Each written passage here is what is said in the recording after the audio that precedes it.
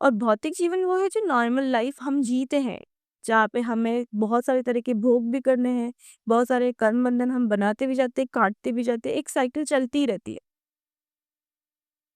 वो है। और आध्यात्मिक जीवन जैसे कि बुद्ध है, उन्होंने जिया आत्मीय जीवन था, लेकिन उन्होंने जो मार्ग हमें बताया अपने जीवन से, वो हमें आध्यात्मिक मार्ग बताया कि हम कैसे अपने भौतिक संसार में ही, अपने सब रिश्तों के साथ में, अपने परिवार के साथ में, अपने घर में ही उस रास्ते पे जा सकते हैं, जो हमारे आत्मा के पास हमें लेके जाता है, या जिसे हम अपने भगवान के पास जाना कहते हैं, कि अपने ईश्वर से जुड़ना, जिसे एनलाइटनमेंट कहा गया है, अवेकनिंग कहा गया है।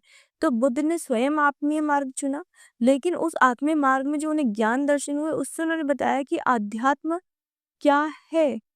आध्यात्म भौतिक जीवन में ही रहकर भी हमें मिल सकता है, जहाँ पे हम सुबह उठ के नॉर्मल अपनी डेली लाइफ को फॉलो करें, जो भी हमारा डेली एक्टिविटीज है उसे करें, हमारा अगर कोई करियर है तो हम उसे फॉलो करें। लेकिन आध्यात्म के अंदर सिर्फ इतना हमें करना होता है कि हम अपने फिजिकल लाइफ को जीते वक्त अपनी सोल को निग्लेक्ट ना करें, और हमेशा अपनी सोल से अलाइंड रहे।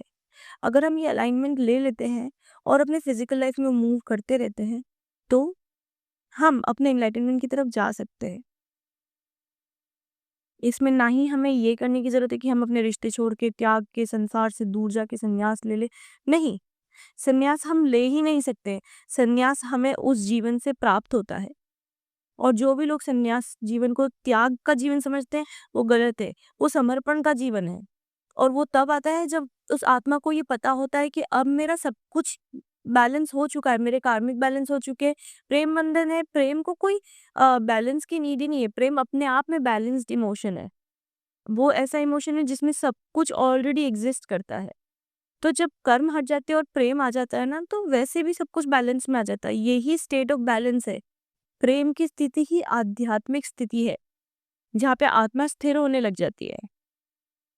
इसलिए इस दुनिया में सबसे बड़ा ओहदा किसी भाग को है, तो प्रेम को है, क्योंकि ईश्वर का जो अस्तित्व है ना, जो फॉर्मलेस डिवाइन भी है, जिसको जिसको हम बोलते हैं कि वो बस यूनिवर्सल एनर्जी है, वो किस उसका क्या उसका ट्रू एग्जिस्टेंस क्या है? वो प्रेम है। वो जो मूल रूप है ना उस एनर्जी का भी, वो प्रेम है। उस एनर्जी को हम तभी महसूस कर सकते हैं जब हमारे अंदर प्रेम जगता है। तो ये जो स्पिरिचुअलिज्म को लेके मिथ है ना, कि स्पिरिचुअलिज्म कुछ स्पेशल एक्टिविटीज है, जहाँ पे कुछ स्पेशल मेडिटेशन है, कुछ स्पेशल चैंट्स है, वो हमारे रिलीजन के एस्पेक्ट है, क्योंकि वो हमको एक डिसिप्लिन में लाता है। रिलीजन एक ह्यूमन को डिसिप्लिन में लाने का तरीका है। आज हम डिसिप्लिन में कैपिटलिस्टिक नोशन में अगर देखें, तो करियर से आ रहा है, टाइम को फॉलो करने से आ रहा है।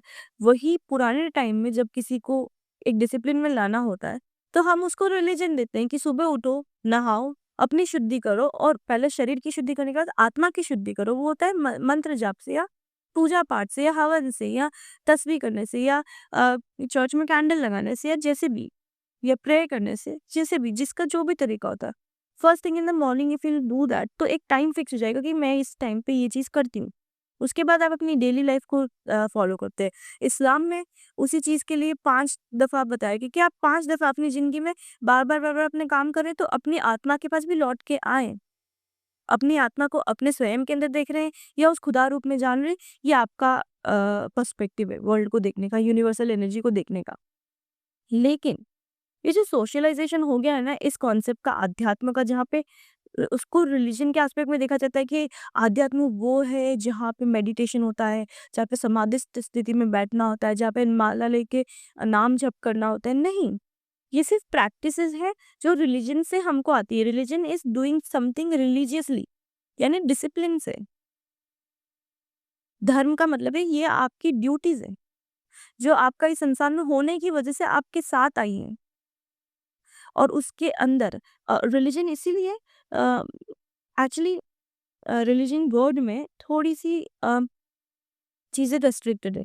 जो धर्म शब्द है वो इसको और ज़्यादा एक्सपांड करके बताता है। धर्म का मतलब होता है ड्यूटी, जो आपके अलग अलग चरण में, आपकी लाइफ के अलग अलग फेजेज में आपके धर्म है। जैसे माता और पुत्र होते हैं, है ना, एक मदर और एक पुत्र, यानी कि आपकी संतान। ठीक है, तो जो माता और जो भी आपका आपके बच्चे हैं, है ना? तो इनके प्रति आपस में एक-दूसरे के धर्म होते हैं कि एक का माता धर्म है, एक का संतान धर्म है, ठीक है? फिर हस्बैंड वाइफ के होते हैं, पति-पत्नी के धर्म होते हैं, ठीक है? मतलब ये सारे आपकी ड्यूटीज़ है, अलग-अलग लाइफ के फेज़ में। जैसे एक एक अ, अगर एक छोटे बच्चे से लाइफ देखी जाए तो जब तक वो अबोध है, तब तक उसका अपना कोई एक ड्यूटी है ही नहीं, ठीक है? लेकिन जैसे-जैसे उसको पता चलने लग जाता है तो उसकी भी ड्यूटी होती है, उसका भी धर्म होता है कि वो पहले शिक्षा ग्रहण करे। तो एक स्टूडेंट का उसका ड्यूटी होता है ना? शिष्य धर्म, ठीक है? उसके बाद में वो जैसे-जैसे ग्रो करता है तो उसके और ड्यूटीज़ बढ़ते जाते हैं, वो इसके धर्म बन जाते हैं। तो ये सब उसके धर्म बनते चले जाते हैं और वो इन सबको अच्छे से फॉलो करे, इसलिए कुछ-कुछ रिचुअल प्रैक्टिसेस होती है। जैसे कि जो रिचुअल प्रैक्टिस होती है वो उसको मटेरियल लाइफ में और उसकी स्पिरिचुअल लाइफ में, यानी कि उसकी आत्मा और उसके शरीर दोनों की शुद्धि कर सके। ताकि वो इस दुनिया में रह के जो भोग कर रहा है और उस भोग से जो उसके कर्म चढ़ रहे हैं, उसमें अच्छे-बुरे गुणों का इम्बैलेंस ये सब होता है ना? तो वो सारी की सारी, क्योंकि आप जब भोग करोगे तो मरा एनर्जी आएगी, कहीं न कहीं आप उस प्लेज़र वाले माइंडसेट में आएँगे। तो अगर एक डेली लाइफ़ के अंदर मैंने मल्टीपल टाइम भोग किया है, वो मैं अन्न ग्रहण करने से भी कर सकती हूँ, कुछ देखने, कुछ सुनने, कुछ बोलने, कुछ महसूस करने, हर भाव में अपने पंचेंद्रियों से मैं ये चीज़ें कर रही हूँ। तो ये मेरी जो पाँचों इंद्रियाँ भोग करती है, उस भोग से जो मेरे कर्म बंधन हुए और उससे जो मरा एनर्जी का मेरे ऊपर एक्यूमुलेशन हुआ, उसे मैं डिफरेंट टाइम्स में अपने रिचुअल जो है, जो भी प्रैक्टिसेस है अपने-अपने रिलीजन में, उसे क्लेंज़ कर रही हूँ। जैसे ही वो क्लेंजिंग होगी, तो अपने आप मेरी आत्मा जो है, उसकी भी शुद्धि हो जाएगी। तो मैंने अपनी फिजिकल क्लेंजिंग की, अपना स्नान यानी अपना नहा के और अपने एक्सटर्नल अपने आप को क्लीन करके, और ये रिचुअल से मैंने अपनी इंटरनल क्लेंजिंग की। इन क्लेंजिंग से ये होता है कि जो भी शैडो लोड्स होते हैं ना, कि आपके ऊपर जो मरा एनर्जी का लोड हो रहा है, वो हटने लग जाता है और आप यूनिवर्सल एनर्जी के साथ में वापस अलाइनमेंट में आते हो। और इस अलाइनमेंट से आपको हमेशा अपनी आत्मा की आवाज़ आती रहेगी, और अगर ये होता रहा तो आप अपनी आत्मा की आवाज़ को सुन के अपनी लाइफ के डिसीजंस ले पाएंगे, क्योंकि सारा नॉलेज आत्मा में ही है। आत्मा सबकॉन्शियस स्टेट पे है तो बहुत प्रॉब्लम है, आत्मा को कॉन्शियस स्टेट पे लाना होता है। और इन प्रैक्टिसेस के थ्रू हम धीरे धीरे अपनी आत्मा को कॉन्शियस स्टेट में ला के उस आध्यात्मिक स्थिति में ला रहे हैं, जहाँ पे हम अपना फिजिकल लाइफ जी रहे हैं, और हम किसी भी तरीके से किसी संन्यास के रास्ते में ऐसे नहीं जा रहे, हम नॉर्मल लाइफ जी रहे हैं। हमने शादी भी की है, हमारे बच्चे भी, हमारा परिवार, हमारा संसार सब कुछ है। हम समाज से भी जुड़े हुए हैं, हम समाज के लिए भी कुछ कर रहे हैं और सब कुछ हो रहा है। नॉर्मली एक ह्यूमन जो अपने ड्यूटीज़ फुलफिल करता है ना? और उससे क्या होता है ना कि अब आपकी जब आत्मा जो है धीरे-धीरे आप सुनते-सुनते उस कॉन्शियस स्टेट पे लेके आ गए हो, तो आपके बॉडी के अंदर आप अपनी नॉर्मल लाइफ जो जी रहे हो, उसके अंदर हर चीज़ का जो डिसीजन है वो एक विज़डम से आ रहा है। यानी आपने जीवन में जितनी भी नॉलेज ली, आत्मा को कॉन्शियसली सुनते हुए ली है, जो भी डिसीजंस लिए, तो अपने आप आपकी नॉलेज विज़डम में ट्रांसफ़ॉर्म होती गई और सोल कॉन्शियसली अब आपके अंदर जी रही है। तो जब जीवन सोल जी रही है, तो यही तो ट्रुथ है लाइफ का, कि सोल लाइफ जिए। हम शरीर से ज़िंदगी जीने के बजाय आत्मा से जी, और यही स्थिति आपको आध्यात्मिक जीवन पे लेके जाती है। इसके लिए ये भी कोई ज़रूरी नहीं है कि आप संसार में पैसों को छोड़ दें, पैसों से मोह छोड़ दें। नहीं, नहीं, मोह आपका तब छूटेगा जब आप अपनी आत्मा को सुनेंगे। अगर आपको ये पता है कि आप इतने ज़िम्मेदार हैं कि आपके पास 1 रुपया भी है या 1 लाख रुपया भी है, 1 करोड़ रुपया भी है, और आप उससे किसी का भला कर सकते हो, यानी कि यहाँ पे उस पैसों को लेके आपके मन में कोई लालच नहीं है, एक सद्भावना है। कोई शैडो एस्पेक्ट नहीं है, कोई मरा एनर्जी नहीं है, कोई प्लेज़र नहीं है कि मैं उस 1 करोड़ रुपए में से ना 50 लाख की तो गाड़ी ले लेता हूँ, 50 लाख का तो मैं ये कर लेता हूँ, और फिर दान-धर्म कर लेता हूँ। ऐसे नहीं कि 50 लैक्स तो मैंने समाज में लगा दी, 50 लैक्स मैंने खुद के लिए ले ली। नहीं, यहाँ पे आपने अपना स्वार्थ तो रखा ही है। एक निस्वार्थ भाव से जब आप अपने कमाए हुए धन से अपनी ज़रूरत को पूरा करते हैं, और थोड़ा बहुत आपके जो भी दायित्व है अपने संसार में अपने परिवार के प्रति, वो सारे दायित्व पूरा करते हैं, अपने परिवार को खुशियाँ, सुख देते हैं। उसके बाद आप अपने परिवार के साथ अपने समाज को भी खुशियाँ और सुख देने का सामर्थ्य रखते हैं और वो करते हैं। तो वो धन आपके लिए मोह नहीं है, वो आपके लिए ज़िम्मेदारी है। जो भी रिसोर्स वेल्थ, जो भी रिचेज़ हमको इस वर्ल्ड में मिलते हैं, चाहे वो हम अपने काम से कमा रहे हैं या हमको इनहेरिटेंस में मिले हैं, वो सब के सब अगर हम यूज़ कर रहे हैं अपने परिवार और अपनी सोसाइटी के लिए। सोसाइटी भी एक एक्सटेंडेड फैमिली ही है। सोसाइटी नॉट टुडे जो आज स्ट्रक्चर है, सोसाइटी एज़ इन जहाँ भी हम रह रहे हैं, चाहे वो हमारे नेबरहुड है, हमारा देश है, जो भी है, जिस सॉइल पे हम रह रहे हैं, उससे रिलेटेड है। उसका कोई मैं सोसाइटी को मैं रिलीजन या कास्ट उससे नहीं बोल रही कि अपने धर्म, अपनी जाति के लिए करो, नोई नहीं। अपने धर्म या अपनी जाति के लिए करो ऐसा नहीं है। जहाँ आप रह रहे हैं ओ अगर आपका सामर्थ्य पूरी धरती पे को खिलाने का, पूरी धरती का भला करने का है, तो वो भी करो। लेकिन अगर आपका सामर्थ्य 4 आपके आस-पास के लोगों के लिए है, तो उतना, जितना सामर्थ्य है उतना करो। इसीलिए इस्लाम के अंदर ज़क़ात का कॉन्सेप्ट आया था कि अपना जो भी आप कमा रहे हो, अपनी ज़रूरतें पूरी करो। उन ज़रूरतों के बाद में संसार की भी ज़रूरतें पूरी करो क्योंकि भगवान ने आप पे भरोसा किया है। जो अमीर है ना, उसके ऊपर ईश्वर ने भरोसा किया था, उसके प्रीवियस लाइफ से कि वो और जो भी गलत तरीके से अमीर है, जो भी गलत तरीके से आज अमीर बने, चाहे वो टैक्स चोरी करके बने हैं या वो किसी और के हक को मार के बने हैं या वो ऑर्गेनाइज्ड इन क्राइम और इन स्ट्रक्चर्स में जाके अपने आप पैसा कमा रहे हैं, ठीक है, करप्शन से और जो भी गलत मीन्स है, वो तो वो तो बहुत ही गलत है। वहाँ पे ईश्वर का भरोसा वाला कॉन्सेप्ट नहीं आता। जिसने सही तरीके से सही राह चुन के ईश्वर से पैसा ईश्वर की राह पे चल के पैसा लिया है, पैसा कमाया है, उनको मिला है। चाहे वो पैतृक संपत्ति से मिला हो, जो भी हो, उन्होंने अपनी मेहनत से कमाया हो, सही तरीके से, वो ईश्वर का एक भरोसा है। आपको वो आपको दौलतमंद नहीं बनाया गया, आपको ज़िम्मेदारी दी गई है कि आप अब संसार के लिए कुछ करें। ये आपका दायित्व बनता है, ये आपका धर्म है, यही सच में धर्म है।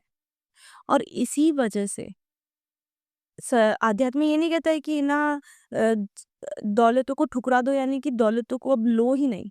आध्यात्म ये कहता है कि उसके प्रति वो लालच, वो वासना नहीं रखनी चाहिए। संयमित रहना चाहिए। आपके भाव ही संयमित है, तो जब आपको पूरा संसार का भी दौलत मिल रहा है, तो आपके साथ में कोई प्रॉब्लम नहीं होगी। क्योंकि वो आप फिर दूसरों को बाँट दोगे उतना का उतना, जितना लिया है उतना का उतना लौटा के जाओगे। आध्यात्म का कॉन्सेप्ट बहुत अलग है, वहाँ पे मटेरियल वर्ल्ड और स्पिरिचुअल दोनों को बैलेंस करना है। वहाँ पे ये सारे जो मिथ्स हैं ना सोशलाइज़्ड मिथ्स कि मोह माया का मतलब ये नहीं होता है कि ना अब अब सब छोड़ देना, त्याग देना। नहीं, त्याग तो हम कभी कर ही नहीं सकते क्योंकि वो कभी हमारा है ही नहीं। इस संसार का एक रेत का कण भी हमारा नहीं है, चाहे हमने बंगले बना लिए हो। ये कि कोई भी चीज़ हमारी है ही नहीं। और अगर अगर हम इन पे अपना हक समझ रहे हैं तो ये हमारी भूल है। आध्यात्म का मतलब ये भी यही है कि जो भी हमें मिल रहा है उसे हमें सहर्ष स्वीकार करना आना चाहिए। स्वीकृति भी बहुत बड़ी चीज़ है। अगर हमें स्वीकार करना नहीं आता है और हम उसको भी गलत समझ के ना, ना, ना, ना कर देते हैं क्योंकि ऐसा लगता है कि दौलत अगर आ जाएगी तो लालच आ जाएगा। नहीं, संयम आत्मा में है। मैं संसार के जितना भी सोना उसके ढेर पे भी बैठ जाऊँ लेकिन मेरे मन में लालच नहीं है, तो वो ढेर मेरे लिए एक ज़िम्मेदारी ही है। उसके बाद उस ढेर को मैं अपना नहीं मान के दूसरों के लिए यूज़ करने के लिए तैयार हूँ। दौलत ज़िम्मेदारी है और इसी वज़ह से जो लायक बंदे हैं, वो अपने आप को इस रॉन्ग कॉन्सेप्ट में बाँध के उस इन रिसोर्सेज़ का यूज़ समाज के लिए कर ही नहीं रहे। वो खुद उसको ठुकराते जा रहे हैं क्योंकि उन्हें लगता है कि अगर हम इस चीज़ को के अंदर जाएँगे हम तो हमारे अंदर करप्शन आएगा, हमारे अंदर वो अ मतलब वो लोग इस चीज़ को ऐसा समझते हैं कि अगर हम राइटियस बीइंग्स हैं, तो हम लोग पैसा और इससे दूर रहें, ये सब चीज़ें करप्ट करती हैं और आध्यात्मिक कॉन्सेप्ट में ये सब तो उस वज़ह से आप तो ज़िम्मेदार हैं, आप में वो कैपेसिटी है, तो आप तो वो कर नहीं रहे और आप अगर उसका इस्तेमाल नहीं करें, तो जो गलत लोग हैं, वो उस चीज़ को हड़प के बैठ रहे हैं। तो संसार में गलत लोग पैसे को, दौलत को एक्युमुलेट करके गलत काम कर रहे हैं और जो जिन लोगों का हक है, वो डिप डिप्राइव हो रहे हैं अपने राइट्स से, उन रिसोर्सेज़ से, नॉर्मल लाइफ़ से। इसीलिए जो भी लोग आध्यात्मिक जीवन में जाना चाहते हैं, वो ये समझे कि पहले अपना स्वयं का संयम आत्मा से और भौतिक जीवन से अपने अंदर संयम पैदा करें। उस संयम से जीवन जिए और यदि उनको जीवन में एक दायित्व दिया गया है कि वो अपने संसार में अपनी कमाई के थ्रू अपने परिवार, अपने समाज, अपने देश, अपनी इस पूरी दुनिया का भला कर सकते हैं, तो करें।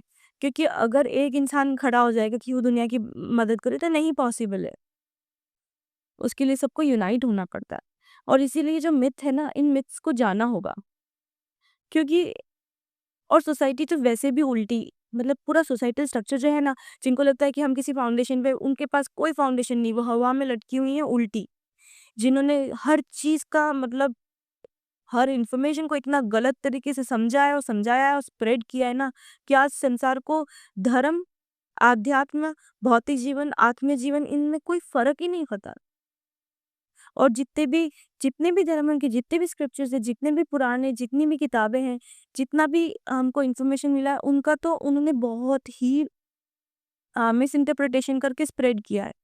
तो उस वज़ह से जितना मतलब इस संसार में अंधकार फैल रहा है ना, मतलब आई सीरियसली फील कि sometimes that human is supposed to be the wisest being on this अर्थ।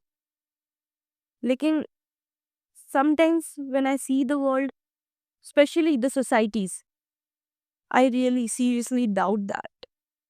और इसीलिए आज ये मेरा चैनलाइज़ मैसेज है कि नहीं मुझे नहीं पता, बट ये मेरे बहुत ही मैं इंट्रोस्पेक्ट कर रही थी, बहुत ही अंदर से, बहुत डीप डाउन मेरे ये फीलिंग्स निकल के आए, जो मुझे विजुअलाइज़ हुए कि प्रॉब्लम सोसाइटीज़ में है। ये कम्युनिटीज़ जो सोसाइटी बना लेती ना, उसमें है। और अगर हम सोसाइटी को डिसमेंटल नहीं कर पा रहे हैं, तो एटलीस्ट उससे बाहर होके डिटैच इससे होना है। इससे अलग होके अपने आप को उस रास्ते पे लेके जाना है जो हकीकत में बैलेंस्ड है। और आध्यात्म हम सबका दायित्व है कि हम जिए। क्योंकि आध्यात्म का रास्ता इस संसार में आने वाले हर व्यक्ति का है। और उन्हें और हम सबको उस रास्ते पे चलकर इस संसार में जीना है। क्योंकि आध्यात्म का मतलब है आत्मा जीवन जी रही है, और वो भी उस आदि स्थिति से। आत्मा अगर जग जाएगी तो वो आदि स्थिति में होगी ही। हमने उसको सप्रेस कर रखा है इतने टाइम से। लेकिन अगर हम अपने आत्मा को सबकॉन्शियस लेवल से कॉन्शियस लेवल पे लेके आएंगे, तो वो ही लाइफ जिएगी। और यही आध्यात्मिक स्थिति है। आध्यात्म का मतलब कोई भी तरीके से ये जो रिलीजन के नाम पे मिथ फैलाए गए हैं, वो नहीं है। और ये कोई डिफरेंट कॉन्सेप्ट्स नहीं है कि आपको वर्ल्ड में से डिफरेंट हट के कुछ डिफरेंट एक्टिविटीज़ करनी पड़ेगी, कि आप अपने आप को एकदम सिंपल फटे हुए कपड़ों में रखो और सिंप्लिसिटी से रखो। नहीं, आध्यात्म का मतलब इन सब में से कुछ भी नहीं है। आध्यात्म बहुत ही बेसिक लाइफ है, जहाँ पे आत्मा जी रही है। अब आपकी आत्मा किस मोटिव से है, आपकी आत्मा का क्या डायमेंशन है, आपकी आत्मा किस किस आस्पेक्ट से आई है, उसके कुछ पर्पस है इस लाइफ को लेके, तो वो वैसा लाइफ अपने आप ओढ़ लेगी। वो आपको वैसा लाइफ अपने आप उसमें अपने आप चला लेके चली जाएगी।